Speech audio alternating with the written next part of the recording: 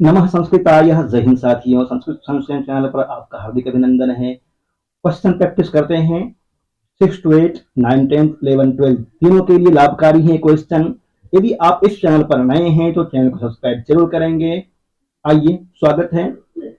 हितोपदेश हितोपदेशस्य लेखक पंडित नारायण शर्मा आसीत्। अच्छी तरह से देखिए और आपको इनमें से ये पढ़ करके जवाब देना है प्रश्नों का। तस्य अस्मिन् ग्रंथे चत्वारः भागाः सन्ति। मित्रलाभः, सुहृद्भेदः, विग्रह, संधि चेति। उनके इस ग्रंथ में 4 भेद है। कौन कौन से? मित्रलाभ, सुहृद्भेद और विग्रह संधि। विग्रह और संधि। अस्मिन् ग्रंथे त्रयश्चत्वारिंशत् कथाः सन्ति। इस ग्रंथ में 43 कथा है। अत्र श्लोकानां संख्या, यहाँ पे श्लोकों की संख्या 423 वर्ते। यहाँ पे श्लोकों की संख्या कितनी है? 423। 25 कथा पंचतंत्रा समुद्रता संति। 43 कथा में से 25 कथा तो पंचतंत्र से ही ली गई है। अत्र पशु पक्षी विषय का कथा वर्तते।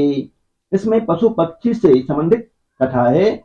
जयी बाला मुदिता भवन्ति, जिसके द्वारा बालक प्रसन्न होते हैं इसको पढ़ करके। अधोलिखितानां प्रश्नानां उत्तराणि इदं पठित्वा दातु। नीचे लिखे गए प्रश्नों का उत्तर आप ऊपर वाला पैराग्राफ पढ़ करके दीजिए। अभी आपने पैराग्राफ पढ़ा है, नीचे लिखे गए प्रश्न का उत्तर दीजिए।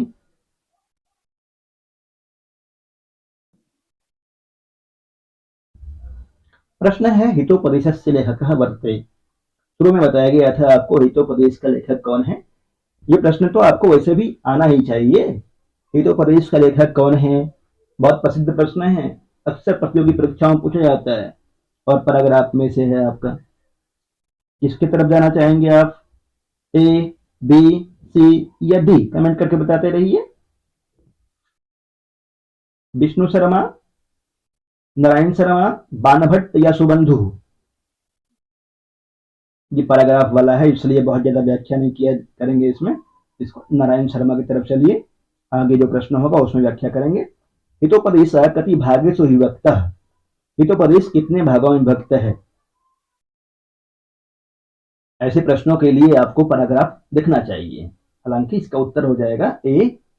फिर भी ऐसे प्रश्नों को आप पैराग्राफ गद्यांश देखकर ही जवाब दें तो अच्छा रहेगा। इसका उत्तर आपको यहां मिल जाएगा। देखिए, ग्रंथ चत्वारः भागाः सन्ति, 4 भाग हैं। आप जब भी पैराग्राफ का उत्तर देंगे तो पैराग्राफ को पढ़ करके वहां से जो प्रश्न का उत्तर दिया हुआ है पैराग्राफ में उसको पढ़ करके ही देंगे साथियों। हितोपदेशः चत्वारः भागाः सन्ति। हितोपदेशे कति कथाः सन्ति। हितोपदेश में कितनी कथाएं हैं? 43, 25, 30 या 10? हितोपदेश में 43 कथा है, जो कि 25 तो पंचतंत्र से उद्धृत है। बताइए, पंचतंत्र किसकी रचना है? पंचतंत्र विष्णु शर्मा की। गुड। हितोपदेशे पंचतंत्रात् कति कथा समुद्धृताः। हितोपदेश में पंचतंत्र से कितनी कथाएं समुद्धृत है? 43, 20, 25 या 28? ए, बी, सी, डी? जल्दी जल्दी। 25। बहुत अच्छा। पशु पक्षी विषय का कथा यस्मिन् सन्ति स कथ्यते क्या? हितोपदेश, गीता, वाल रामायणम या चित्र मीमांसा? हितोपदेश। इसका उत्तर हो जाएगा ए। एक और गद्यांश है, उसमें से प्रश्न का उत्तर देना है आपको। जनतंत्राभिधानः शासन प्रणाली अस्माकं देशे प्रवर्तमानः अस्ति। हमारे देश में जनतंत्र शासन प्रणाली प्रवर्तमान है। राजनय शास्त्रज्ञ विद्वद्भिः राजतंत्रं, कुलतंत्रं, प्रजातंत्रम् इति शासन प्रणाल्यस्त्रयोः भेदा प्रतिपादिताः। राजनीतिज्ञों ने राजनीति, प्रजातंत्र और शासन प्रणाली 3 तरह के भेद बताए हैं। राजनय शास्त्रज्ञ विद्वद्भिः राजतंत्रं, कुलतंत्रं, प्रजातंत्रम् इति शासन प्रणाली के 3 भेद बताए हैं। किसके? शासन प्रणाली के। कौन कौन से हैं? राजतंत्र, कुलतंत्र और प्रजातंत्र। राजतंत्रम राज्य शासनम। राजतंत्र राजाओं का शासन होता है, जैसे भारतवर्ष में पहले हुआ करता था। कुलीनतंत्रम कुलीनानाम विशिष्ट जनानाम शासनम भवति। और कुलीन तंत्र विशिष्ट जनों का शासन होता है। जनतंत्रम जनानाम शासनमिति तैः आधुनिकै व्याख्यातम। जनतंत्रम जनानाम शासनम, जनता के शासन को जनतंत्र कहते हैं, जैसे कि आधुनिक विद्वानों ने व्याख्या दी है। जनतंत्रैः राज्य स्थानम जनः गृह्णन्ति। जनतंत्र में राजा का स्थान मनुष्य ग्रहण कर लेता है, जनता ग्रहण कर लेती है। कर्तव्य बोध एवं जनतंत्र से मूलाधार। इसको ध्यान दीजिए, यहां से प्रश्न पूछा गया है। कर्तव्य बोध एवं जनतंत्र से मूलाधार। कर्तव्य बोध ही जनतंत्र का मूल आधार होता है। यस्मिन् कस्मिन् वा कार्ये नियुक्ताः कर्तव्य संपादन समुत्सकासक्तं राष्ट्र विकासे निरता विहित साध्यम साध्यंतो अश्रांता श्रमशीलाः देशवासिनो नागरिकाः एवं स्वराष्ट्रमुन्नेतुं क्षमन्ते। किसी भी कार्य में कर्तव्य बोध के प्रति जब लगातार परिश्रम करते रहेंगे तो वही व्यक्ति राष्ट्र के प्रति कुछ कर सकता है। वही श्रमशील देशवासी नागरिक एवं स्वराष्ट्रमुन्नेतुं क्षमन्ते, वही राष्ट्र के आगे बढ़ाने में समर्थ होता है। इति जनतंत्र पद्धत्या महद वैशिष्ट्यम। ये जनतंत्र पद्धति का महद वैशिष्ट्य है। जनतंत्र में राजा का स्थान कौन ग्रहण करता है? जनता, विद्वान, राजा या वणिक? बताइए, प्रश्न का उत्तर दीजिए। जनतंत्र में राजा का स्थान कौन ग्रहण करता है? जनता, विद्वान, राजा या वणिक? जनतंत्र में राजा का स्थान जनता ग्रहण कर लेता है। गुड। अगला प्रश्न है, जनतंत्र का मूलाधार क्या है? क्षेत्रीयता की भावना, उग्र राष्ट्रीयता की भावना, कर्तव्य बोध या भाषावाद? ए, बी, सी, डी। जल्दी जल्दी से, सिर्फ 15 सेकंड आपको समय मिलेगा, कमेंट करते रहिए। कम समय में अधिक पढ़ने की कोशिश किया जाएगा। कर्तव्य बोध। हमारा देश में कौन सी शासन प्रणाली प्रचलित है? हमारे देश में अर्थात भारत देश में कौन सी शासन प्रणाली प्रचलित है? जनतंत्र, राजतंत्र, कुलीनतंत्र या तीनों? 3 प्रकार की शासन प्रणाली होती है। जनतंत्र, राजतंत्र, कुलीनतंत्र, इनमें से भारतवर्ष में कौन सी शासन प्रणाली प्रचलित है? जनतंत्र। राजनीतिज्ञों ने शासन प्रणाली के मुख्यतः कितने भेद बताए हैं? 4, 3, 5 या 2? ए, बी, सी, डी। राजतंत्र, कुलीनतंत्र और जनतंत्र, 3 तरह के ना। राजतंत्र में किसका शासन होता है? प्रजा का, विद्वानों का, धनिकों का या राजा का? राजतंत्र में किसका शासन होता है? राजा का। अर्थ गौरव के लिए कौन कवि प्रसिद्ध है? अर्थ गौरव के लिए कालिदास, भास, भारवी या माघ? उपमा कालिदासस्य भारवेरर्थ गौरवम दंडिनः पदलालित्यम माघे सन्ति त्रयो गुणाः। क्या होगा इस? भारवे अर्थ गौरवम। निम्नलिखित में से कौन सी रचना भवभूति की नहीं है? भवभूति की रचना कौन कौन सी है? उत्तरामचरितम, महावीर चरितम, मारुति माधवम। तीनों रचनाएं भवभूति की है। आपसे पूछा गया है कौन सी नहीं है? क्या होगा इसका उत्तर? प्रतिमा नाटकम। प्रतिमा नाटकम किसकी रचना है? प्रतिमा नाटकम महाकवि भास की रचना है। भास की रचना प्रतिमा नाटकम। उत्तर रामचरित के कथा वस्तु का मूल आधार है। उत्तर रामचरितम की कथा वस्तु का मूल आधार महाभारत, ऐतिहासिक काव्य, रामायण या कल्पना मूलक? ए, बी, सी, डी? सी, रामायण। उत्तर कांड से उद्धृत है।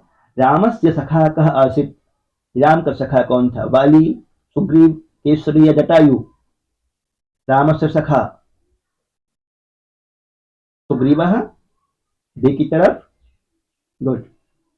तया नृपोः अनुगम्यते में वाच्य है। वाच्य बताना है आपको। 3 तरह का वाच्य होता है, कर्तृवाच्य, कर्मवाच्य और भाववाच्य। कर्तृवाच्य में कर्ता में प्रथमा, कर्म में द्वितीया और क्रिया कर्ता के अनुसार। कर्म वाच्य में कर्म वाच्य में कर्ता में तृतीया, कर्म में प्रथमा और क्रिया कर्म के अनुसार।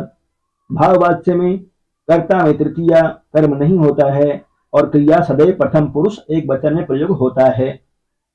तो ये बताना है आपको, तया नृपो अनुगम्यते में वाच्य है कर्म वाच्य। अगला प्रश्न है, गोधूम शब्द का अर्थ है। गोधूम शब्द का अर्थ क्या होगा? चावल, गेहूं, गदहा, गाय का दूध। गोधूम शब्द का अर्थ गोधूम। गोधूम मतलब गेहूं। गोधूम इति गेहूं।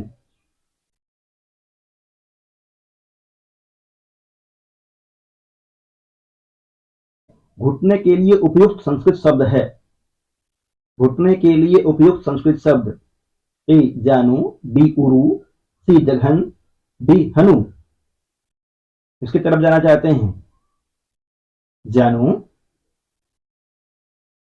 कुंजर शब्द का अर्थ होगा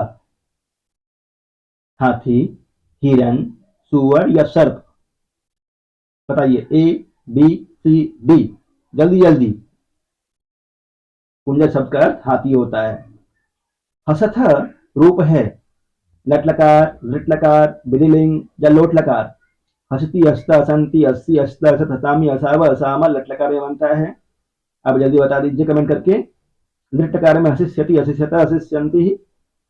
विधिलिंग में हसित, हसिताम, हसेयुः। लोटलकार में हसतु, हसताम, हसंतु। हसथ रूप कहाँ बनेगा? हसित, हसिताम, हसेयु, हसे, हसितम, हसिता। ये बन जाएगा हस्ती, हस्ता, हसंती, हस्सी, हस्ता, हसत, हसामी, हसावा, हसामा। मध्यम पुरुष बहुवचन में भवितुम में धातु है। भवितुम में कौन सा धातु है? भावी, भवित, भू या भव। A B C D. भू सत्तायाम धातु होता है भू अर्थ में। भू धातु लंग लकार मध्यम पुरुष बहुवचन का रूप क्या बनेगा? लंग लकार का रूप चलाइए। अभवत, अभवताम, अभवन, अभवः, अभवतम, अभवत, अभवम, अभवाव, अभवाम। क्या बनेगा? लंग लकार मध्यम पुरुष बहुवचन में अभवत। भू धातु परस्मैपदी का लंग लकार मध्यम पुरुष एक वचन का रूप है। भू धातु परस्मैपदी ही होता है। लंग लकार मध्यम पुरुष एक वचन का रूप क्या बनेगा? लंग लकार मध्यम पुरुष एक वचन का रूप अभवः। अगला प्रश्न है, बहुत सरल प्रश्न है, कमेंट करके बताइए जवाब। पठिता में धातु प्रत्यय है। पठकत्वा, पठकत, पठगय, पठल्युट। पठकत्वा बनाएंगे तो बन जाएगा पठित्वा। पठगय पाठ, पठकत्वा पठनम, पठनम बनेगा। पठकत पठितः। इसका उत्तर क्या हो जाएगा? पठितः, सी बी। स्त्रीलिंग मातृ शब्द का द्वितीय विभक्ति बहुवचन का रूप होगा। माता, मातुः, मातृं, मातृ या मातृ।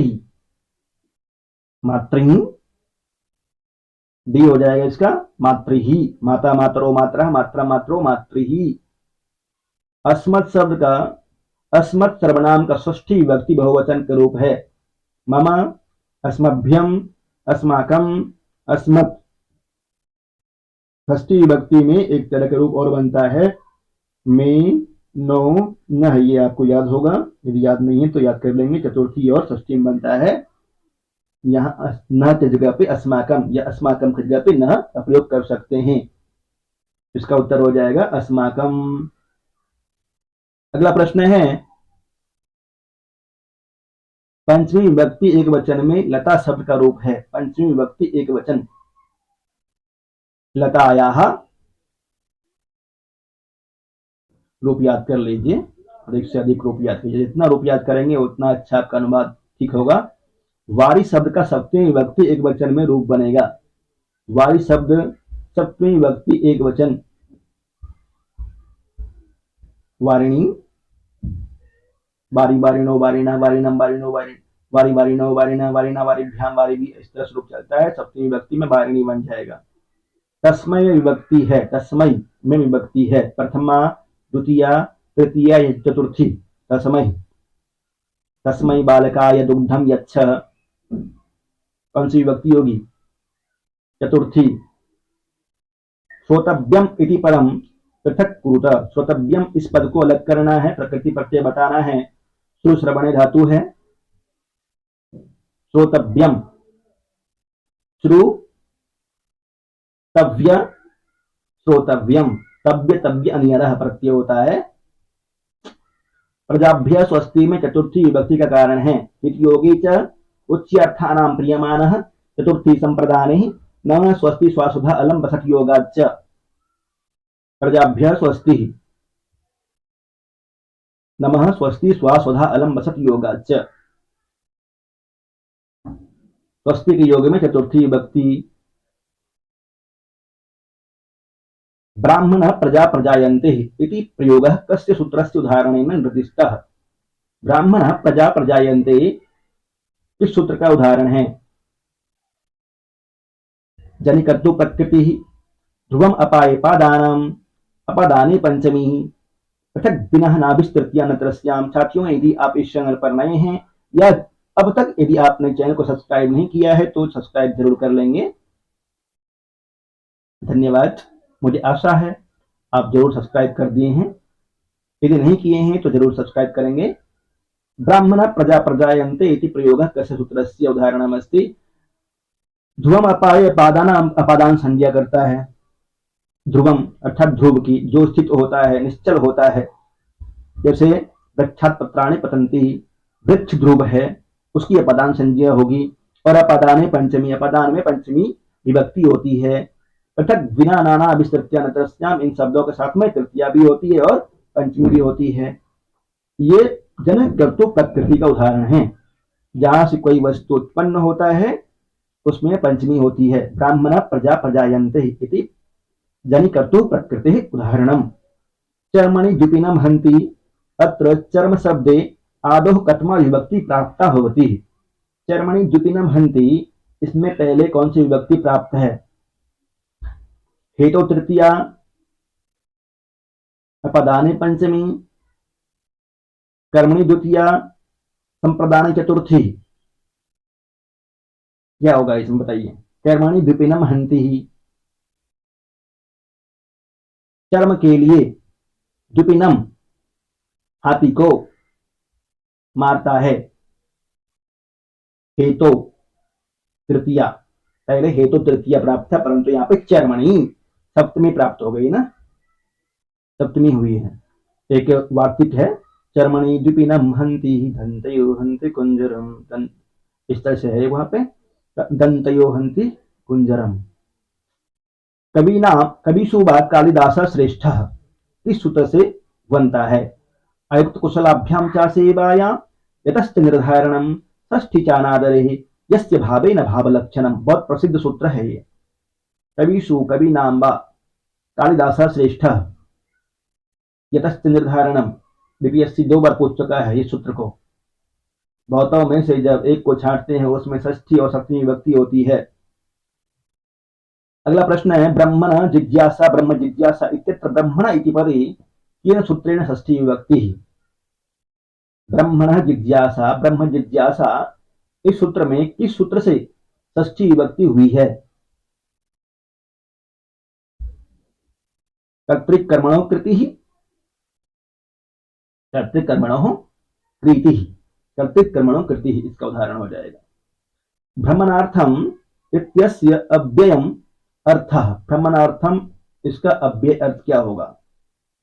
भ्रमणस्य, भ्रमणाय, भ्रमणेन या भ्रमणार्थ। अर्थम एवं कृतम के योग में कौन सी विभक्ति का प्रयोग होता है? भोजनार्थम गच्छामि, क्रीडनार्थम गच्छामि। बताइए। 35वां प्रश्न का जवाब दीजिए। भ्रमणाय गच्छामि, भ्रमणार्थम गच्छामि। तृतीय का प्रयोग करते हैं षष्ठी होगी, और अर्थम का प्रयोग करते हैं तो चतुर्थी होती है। भोजनस्य कृते, भोजनार्थम। मोक्ष इच्छा अस्ति में मोक्ष की अधिकरण संज्ञा करने वाला सूत्र है। मोक्ष इच्छा अस्ति, इसमें मोक्ष की अधिकरण संज्ञा करने वाला सूत्र कौन सा है? दारोधिकरणम, सप्तम्यधिकरण च, यस्य च भावेन भावलक्षणम, षष्ठी च अनादरे।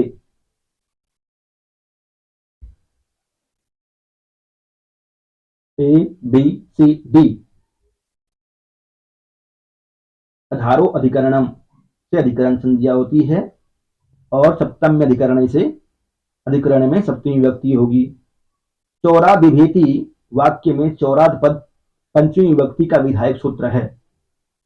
वित्रार्थानां भय हेतु एनांग विकारः, ध्रुवम अपाय अपादानम, या कत्यम च। A B C D. ये भी इंपोर्टेंट सूत्र है। चौराद विभेति,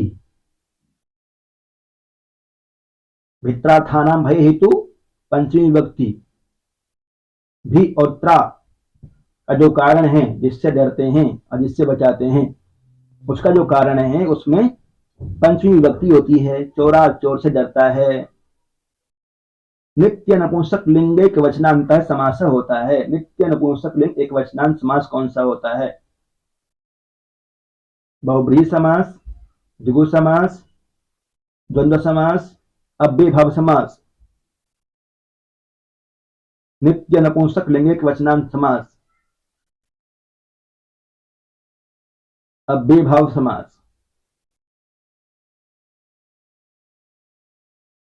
गुड। अगला प्रश्न आपके स्क्रीन पे है। पीतांबरम का विग्रह है। पीतम च तत् अंबरम, पीतम अंबरम यस्य सह, पीतम अंबरम येन सह, पीतम अंबरम यस्मिन्। 39 का उत्तर दीजिए। ए होगा, बी सी डी। इसकी तरफ जाना चाहते हैं। पीतम च तत् अंबरम, पीतांबरम। जब पीतांबरा होगा तो पीतम अंबरम यस्य सह, यह बन जाएगा। पीतांबरम जब होगा तो पीतम अंबरम, पीतम च तत् अंबरम, यहां कर्मधारय समास हो गया है। और जब बहुब्रीहि होगा तो पीतम अंबरम यस्य सह, ये होगा। राजपुत्र में समास है। राजपुत्र में कौन सा समास होगा? तत्पुरुष, कर्मधारय, द्विगु या अव्ययभाव। यह बहुत प्रसिद्ध उदाहरण है। राजपुत्र तत्पुरुष। गुड जी साथियों, आप बहुत ही ध्यान से पढ़ रहे हैं। अगला प्रश्न है, चंद्रशेखर में समास है। चंद्रशेखर, इसमें कौन सा समास होगा? तत्पुरुष, अव्ययभाव, बहुब्रीहि या द्वंद्व। तत्पुरुष, अव्ययभाव, बहुब्रीहि या द्वंद्व। चंद्रशेखर। 41वां क्वेश्चन का जवाब देंगे आप। बहुब्रीहि, चंद्र शेखर है, यस्य स चंद्रशेखर, शिव जी के लिए आता है। अगला प्रश्न है, चटको, चटको रूप है। चटको, चटको में कौन सा समास होगा? द्विगु समास, द्वंद्व समास, कर्मधारय या तत्पुरुष। चटको। 42 का उत्तर दीजिए। चटको में कौन सा समास होगा? द्वंद्व समास। हितोपदेश में संधि है। हितोपदेश में कौन सी संधि होगी साथियों? दीर्घ, गुण, वृद्धि या यण। हित प्लस उपदेश, उपदेश, हितोपदेश। नारायण पंडित की रचना है हितोपदेश। इसमें संधि बताना है आपको। गुण, वृद्धि, दीर्घ या यण। A B C D. B गुण संधि। बहुत अच्छा। तल्लय का संधि विग्रह है। तल्लय, तत् प्लस लय, तल प्लस लय, त प्लस लय या तल्ल प्लस यह। तल्लय का संधि विग्रह क्या होगा? तत्पलश्लयः तल्लयः तौरली सूत्र का उदाहरण है। पूर्व रूपस्य उदाहरणम अस्ति, पूर्व रूप का उदाहरण बताइए। गौग्रम उपोषति रामो अस्ति गंगोघः। पूर्व रूप का उदाहरण एंगः पदांतरति सूत्र से पूर्व रूप होता है, अवग्रह चिन्ह लगता है उसमें, बता दीजिए। रामो प्लस अस्ति पूर्व रूप का उदाहरण है। अगला प्रश्न है व्याकरण से संबंधित संधि नहीं है। मुख संधि, स्वर संधि, व्यंजन संधि या विसर्ग संधि। बहुत सरल प्रश्न है ये, बता दीजिए, कमेंट करके बताइए। मुख संधि, स्वर संधि, व्यंजन संधि, विसर्ग संधि। मुख संधि नहीं है, स्वर संधि, व्यंजन संधि और विसर्ग संधि होता है, परंतु मुख संधि नाटक में प्रयोग होता है। मुख, प्रतिमुख, गर्भ, विभक्त, उपसंहति। नाटकों में 5 तरह की संधियां प्रयोग होती है साहित्य में, परंतु व्याकरण संबंधित नहीं है। अच संधि किसे कहते हैं? व्यंजन संधि को, विसर्ग संधि को, प्रतिमुख संधि को या स्वर संधि को। व्यंजन संधि किसको बोलते हैं? व्यंजन संधि। अच संधि किसको बोलते हैं? अच संधि। स्वर संधि को अच कितने होते हैं साथियों? 9 होते हैं। मूल अच कितने होते हैं? 5। संयुक्त अच कितने होते हैं?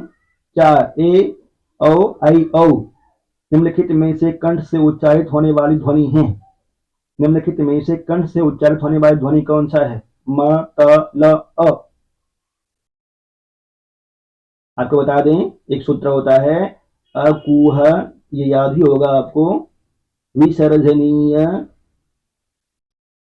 इम्भवति कंठ्य। इसमें अ आया का वर्ग और ह विसर्ग जनीय का उच्चारण कंठ से होता है। इसका उत्तर हो जाएगा अ, डी। अ का उच्चारण कंठ से होता है। तवर्ग का उच्चारण स्थान है कंठ, तालु, दंत या मूर्धा। तवर्ग का उच्चारण स्थान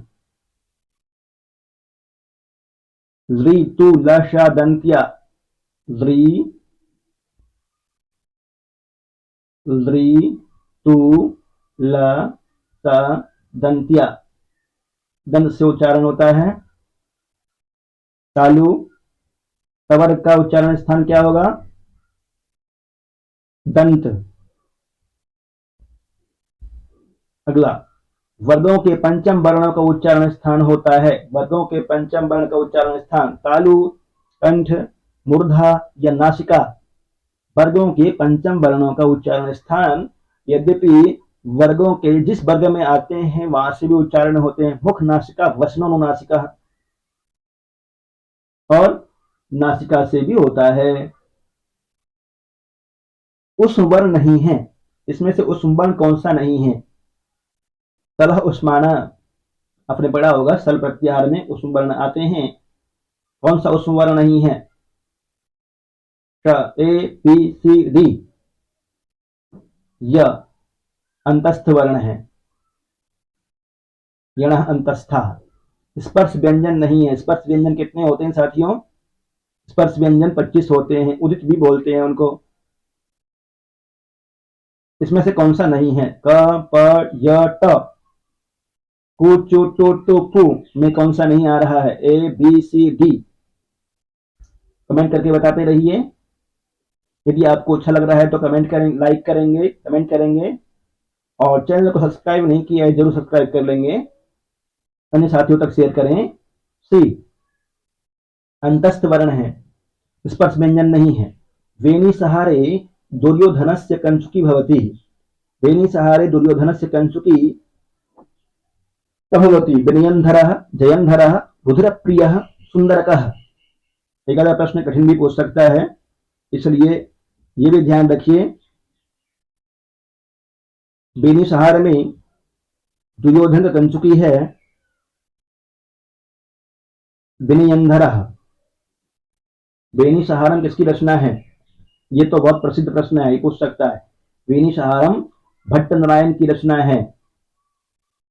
भट्ट नारायण की रचना है बेनिसहारम।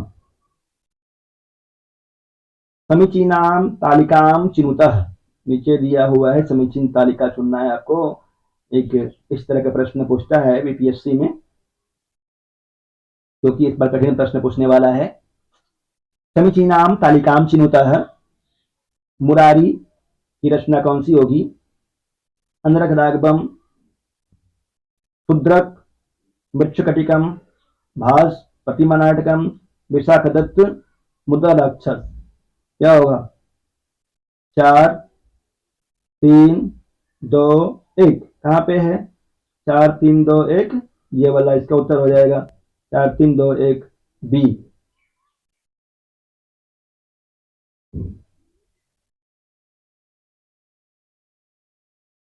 अगला प्रश्न आपके स्क्रीन पे है। 80 प्रश्न को हल कर लेते हैं। अधस्तनेषु उपजीव्य महाकाव्याश्रितम नास्ति। अधस्तनेषु उपजीव्य महाकाव्याश्रितम नास्ति। अभिज्ञान शकुंतलम, मृच्छकटिकम, उत्तर रामचरितम, नैषधीय चरितम। कौन सा काव्य महाकाव्य के आश्रित नहीं है? अभिज्ञान शकुंतलम तो है, कहां से उपजीव्य है? इसका महाभारत का आदि का आदि पर्व शकुंतलोपाख्यान से उद्धृत है। मृच्छकटिकम बता दीजिए आप। उत्तर रामचरितम ये भी है रामायण से। नैषधीय चरितम भी है, नलोपाख्यान से है, परंतु मृच्छकटिकम नहीं है। मृच्छकटिकम तात्कालिक सामाजिक परिस्थितियों का वर्णन करता है। मृच्छकटिकम का उपजीव्य महाकाव्याश्रित नहीं है। निम्नलिखित में से वासुदत्ता गद्य काव्य का नायक है। वासुदत्ता गद्य काव्य का नायक कौन है? कंदर्प केतु, उदयन, चारुदत्त या योगंधरायन? वासुदत्ता गद्य काव्य का नायक कंदर्प केतु, उदयन, चारुदत्त या योगंधरायन?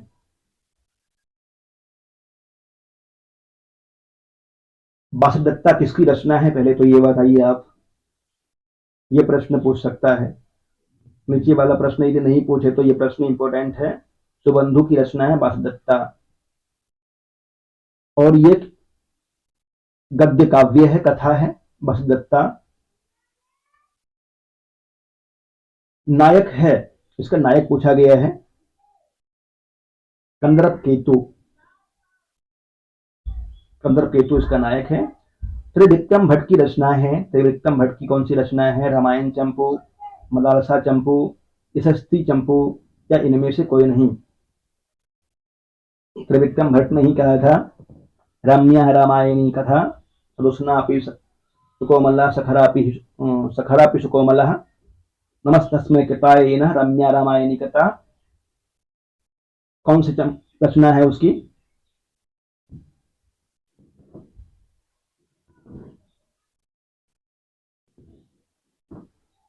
रामायण चंपू, मदालसा चंपू, यशस्वी मूलक चंपू? मदालसा चंपू। त्रिविक्रम भट्ट ने नल चंपू में कहा है ये बात, रम्या रामायणी कथा। सूची 1 से 2 का मिलान करना है। बताइए, बहुत सरल प्रश्न है ये वाला भी। तीर्थार्जुनियम का नायक कौन है? तीर्थार्जुनियम का नायक अर्जुन। शिशुपाल वधम का नायक श्री कृष्ण जी। वेणीसहारम का नायक कौन है? भीम। अभिज्ञान शकुंतलम का नायक दुष्यंत। अब जवाब दीजिए आप मिला करके। ए बी सी डी क्या होगा? यूजीसी नेट में इस तरह से क्वेश्चन होते हैं अधिकतर। ए बी सी डी किसकी तरफ जाएंगे? ए का 2 है, फिर 1 है, 4 है, 1 2 4 3, कहां पे है? ए बी सी डी।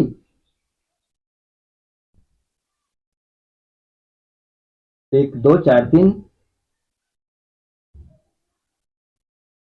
सी में। अगला प्रश्न है, योग सूत्र पर भाष्य लिखा है। योग सूत्र महर्षि पतंजलि की रचना है योग सूत्र, जिसमें 4 पाद हैं। समाधिपाद, साधनपाद, विभूतिपाद और कैवल्यपाद 195 सूत्र है। उस पे भाष्य किसने लिखा है? वाल्मीकि ने, पाणिनि ने, शंकराचार्य ने या व्यास ने? व्यास ने। व्यास भाष्य प्रसिद्ध है, योग सूत्र पर व्यास भाष्य प्रसिद्ध है, ध्यान रखना है। तिलक मंजरी के लेखक कौन है? यह भी प्रसिद्ध प्रश्न है। धनपाल, भास, दंडी या विश्वेश्वर? कमेंट करके बताइए। धनपाल, भास, दंडी या विश्वेश्वर? तिलक मंजरी के लेखक धनपाल की रचना तिलक मंजरी। महावीर चरित किसकी रचना है? 6 to 8 में इस तरह से क्वेश्चन होते हैं। महावीर चरित किसकी रचना है? कालिदास, शुद्रक, भगवती या अश्वघोष? महावीर चरितम किसकी रचना है? कालिदास की, शुद्रक की, भगवती की या अश्वघोष की? महावीर चरितम। चंद्रानंदम, सारिपुत्र प्रकरणम, राष्ट्रपाला नाटकम, बुद्ध चरितम? बताइए आप, किसकी रचना है? अश्वघोष की। शुद्रक की एक रचना है मृच्छकटिकम, भगवती की रचना है उत्तरामचरितम, महावीर चरितम और मालती माधवम। कालिदास जी की रचनाएं हैं 7। कौन कौन सी है? अभिज्ञान शकुंतलम, मालविकाग्निमित्रम, विक्रमोर्वशीयम 3 रूपक है, 2 महाकाव्य है। कौन कौन से हैं 2 महाकाव्य? रघुवंशम और कुमार संभवम। 2 खंड काव्य है, ऋतुसंहारम और मेघदूतम। बहुत अच्छा पढ़ रहे हैं आप। भामनी विलास इति मुक्त काव्य सरसयिता वर्तते। भामनी विलास एक रचना है, मुक्त काव्य है। इसकी रचना है विश्वनाथ, जगन्नाथ, भर्तृहरि, अजयदेव। भामनी विलास जगन्नाथ की रचना है। इस प्राचीन गद्य काव्य में लोक जीवन का सर्वाधिक चित्रण है। इस प्राचीन गद्य काव्य में लोक जीवन का सर्वाधिक चित्रण है। 10 कुमार चरितम, वासवदत्ता, कादंबरी या हर्षचरितम? बताइए। गद्य कितने प्रकार के होते हैं? 2 प्रकार के, कथा और आख्यायिका। कथा कभी कल्पित होता है और आख्यायिका इतिवृत्त ऐतिहासिक होता है। 10 कुमार चरितम कथा का उदाहरण है कादंबरी। 10 कुमार चरितम और हर्षचरितम आख्यायिका का उदाहरण है। अब बता दीजिए, लोक जीवन का सर्वाधिक उपयोग किसमें हुआ है? 10 कुमार चरितम में। अधोलिखित में से कौन सा ऐतिहासिक महाकाव्य है? निम्नलिखित में से ऐतिहासिक महाकाव्य कौन सा है? नैषधीय चरितम, जानकी हरणम, विक्रमांक देव चरितम या बुद्ध चरितम? अधोलिखित में से विक्रमांक देव चरितम विल्हन की रचना है। कश्मीरी कवि है विल्हन, कलहन का भाई विल्हन। ऐतिहासिक महाकाव्य है। राजतरंगिणी वहां की रचना है, कश्मीरी कवि की। कलहन की रचना राजतरंगिणी, विल्हन की रचना विक्रमांक देव चरितम। और नैषधीय चरितम श्रीहर्ष की रचना है। श्रीहर्ष। जानकी हरणम कुमारदास की रचना है। बुद्ध चरितम अश्वघोष की रचना है, अश्वघोष। अगला प्रश्न आपके स्क्रीन पे है, थोड़े प्रश्न हैं और कर लीजिए मन लगा के। गुणः गुणज्ये सुगुणा भवन्ति ते न्यूनम प्राप्य भवन्ति दोषा सुस्वादुतो या प्रभवन्ति नद्य सुसमुद्रमासाद्य भवन्ति अपेया। भी होगा, देख सकते हैं आप वहां पे। अभी ज्यादा समय न लेते हुए क्वेश्चन करने का प्रयत्न करते हैं। 66वां क्वेश्चन है, कस्य यश नश्यति पिशुनस्य दुग्धस्य कृपणस्य नराधिपस्य? ऐसे प्रश्न करने के लिए आप पैराग्राफ देख करके ही क्वेश्चन करें। इसका उत्तर हो जाएगा बी, लुब्धस्य यश नश्यति। समुद्रम आसाद्य पदे का संधि अस्ति। समुद्रम आसाद्य, ये बिना पैराग्राफ देखिए भी कर सकते हैं आप, समुद्रम आसाद्य। अगला प्रश्न है, खादम इति पदे प्रत्यय कः? तुमन, तत्वा, लियप, सत्री? बताइए। A B C D. D की तरफ जाना चाहेंगे? गुड। सृजंती पदे कः लकारः? सृजति, सृजता, सृजंती किस लकार में है? लट, लोट, लंग, विधिलिंग? A B C D. लट लकार, पशुनाम इति पदे का विभक्ति, पशुनाम इस पद में कौन सी विभक्ति है? षष्ठी, सप्तमी, तृतीया या पंचमी? षष्ठी विभक्ति, बहुवचन।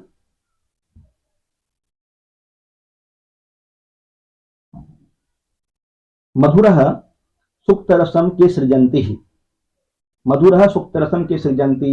अशन्तः, शन्तः, नृपाः, भ्रमराः।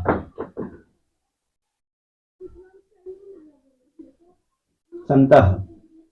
गुणः निर्गुणं प्राप्य के भवन्ति, गुणः निर्गुणं प्राप्य अदोषाः, गुणा दोषा अलंकाराः। क्या होगा बताइए?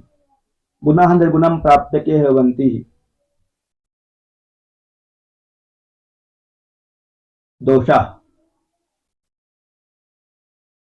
आभयः पत्रं लिख्यते, आभया पत्रं लिख्यते इत्यस्य वाच्य परिवर्तनं भवति।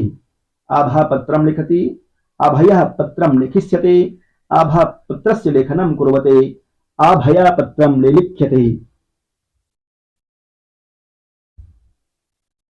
सिंपल वाक्य बनाना है इसका, ABCD। क्या होगा बताइए? आभया पत्रम लिख्यते कर्म वाच्य में है, इसका कर्तृ वाच्य में बनाना है आभा पत्रम लिखति। अशुद्धम वाक्यम चिनुतः, अशुद्ध वाक्य का चयन करना है। हसीना सह याति कौमुदी, उपदेशो ही मूर्खानां प्रकोपाय न तो शांतये, पशुभिः पिबन्ति जलम, भुवनम अभितः वाटिका। अशुद्ध का चयन करके बताइए आप। ABCD।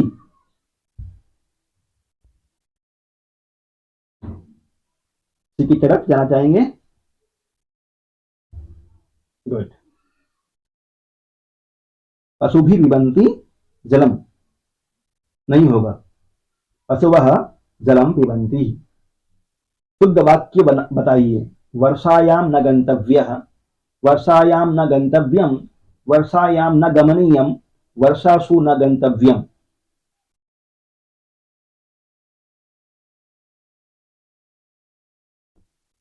वर्षा शब्द बहुवचनांत होता है।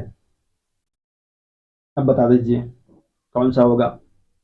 ABCD कमेंट करके बताइए।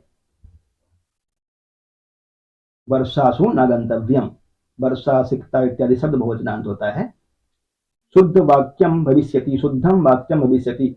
मया पुस्तकम पठिता, अहम पुस्तकम पठितवत्, अहम पुस्तकम अपठत्, मया पुस्तकम पठितम। शुद्धम वाक्यम किम? मया पुस्तकम पठिता, अहम पुस्तकम पठितवत्, मया पुस्तकम पठितम।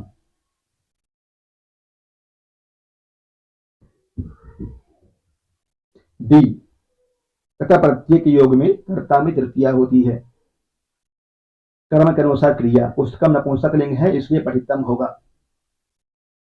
दंडा सबको ठीक करता है, दंडा शास्ति प्रजा सर्वा, उचितम संस्कृतम रूपम अस्ति।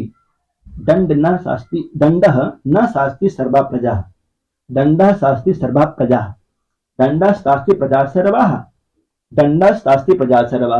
क्या बनेगा इसमें बताइए? अच्छी तरह से देखिए और देख करके जो शुद्ध होगा, सबसे शुद्ध चयन करके बताइए। दंडः शास्ति सर्वा प्रजा,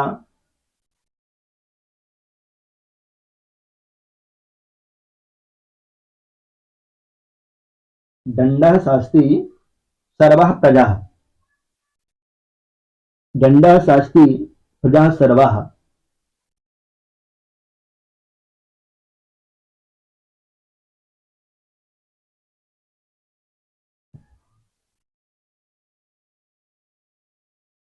उपरोक्त में दोनों हो जाएगा। गुणीजन इस नगर में निवास करते हैं, अस्य संस्कृतानुवादो अस्ति। गुणीजन इस नगर में निवास करते हैं, अनुवाद बताइए इसका। गुणिन इदम नगरम निवसन्ति, गुणी इदम नगरे निवसन्ति, गुणिनः अस्मिन् नगरे निवसन्ति, गुणिनः अस्मिन् नगरे निवसति। इसमें से कौन सा होगा? गुणीजन इस नगर में निवास करते हैं का अनुवाद। गुणी गुणिनो गुणिनः रूप चलता है, बहुवचनांत है। गुणी जन इस नगर में निवास करते हैं। गुणिनः अस्मिन् नगरे निवसन्ति। साथियों, यदि आपने संस्कृत संचयन चैनल को सब्सक्राइब नहीं किया है तो सब्सक्राइब जरूर करेंगे। वह गुरुकुल में अध्ययन के प्रयोजन से रहता है। वह गुरुकुल में अध्ययन के प्रयोजन से रहता है। उपर्युक्त वाक्यस्य शुद्ध संस्कृतानुवादः स्यात्। स गुरुकुलम अध्ययनाय वसति। स गुरुकुले अध्ययनाय वसते। सः अध्ययनेन गुरुकुलम उपवसति। स गुरुकुले अध्ययनात् हेतुः वसति। सः अध्ययनेन गुरुकुलम उपवसति। सः अध्ययनेन गुरुकुलम उपवसति। अंतिम प्रश्न है, पुनः आपसे निवेदन कि यदि आपने संस्कृत संचयन चैनल को सब्सक्राइब नहीं किया है, सब्सक्राइब करेंगे। प्रभु से प्रार्थना, आप सफल होकर के राष्ट्र की सेवा कीजिए, अपने परिवार की सेवा कीजिए, आने वाली पीढ़ी की सेवा कीजिए। धर्म साधनम इत्यस्य विग्रह वाक्यम किम। धर्म साधनम इत्यस्य विग्रह वाक्यम किम। धर्मे साधनम, धर्म साधनम, धर्मार्थ साधनम या धर्म से साधनम। A B C D comment करके बता दीजिए। और कैसा लगा आपको कक्षा, कमेंट करके बताएंगे। धर्म से साधनम, धर्म साधनम। धन्यवाद। पुनः मिलामः।